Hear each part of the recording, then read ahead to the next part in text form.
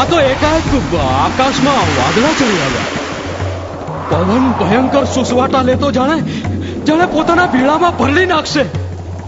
કચ્છજી ધરતી જો કાળો ના એને કોઈ ભીડામાં ભરડી શકે? અરે પણ આ તો જાણે આખો દરિયો અણધાર્યા ભયાનક તોફાનથી ખળબળી રહ્યો છે. મર્દ માણસને એનો ખોફ ન હોય? અરે પણ ડુંગર જેવડા મોજાએ જાણે માજા મૂકી છે. ને તારા મોઢા પર મંદ હાસ્ય, ને જેસલ જાડેજાના મોઢા પર મોતનો ભય. અરે પણ આ મતરિયાલ મોત કોને ગમે? ભય તો લાગે ને. અનેકને મોતને ઘાટ ઉતારનાર બહાદુર બહારવટીઓ આજે કેમ કાયરની માફક કંપે છે? જીવ સટોસટના ભયંકર ઝંઝાવાતથી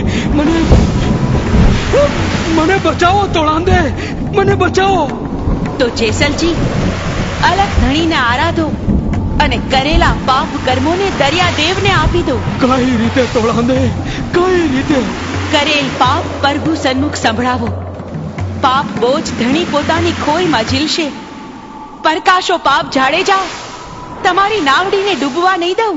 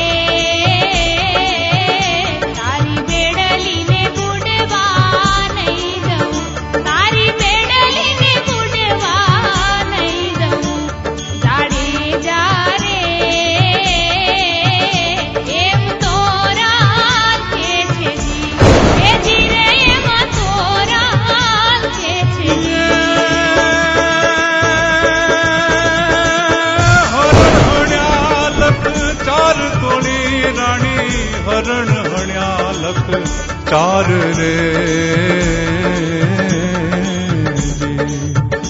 मैं तो वन नाते मोरला मारिया, मैं तो वन नाते मोरला मारिया. भोला दे रे एम जाड़े जो के छे जी, हे जी रे पापी जाड़े जो के छे जी.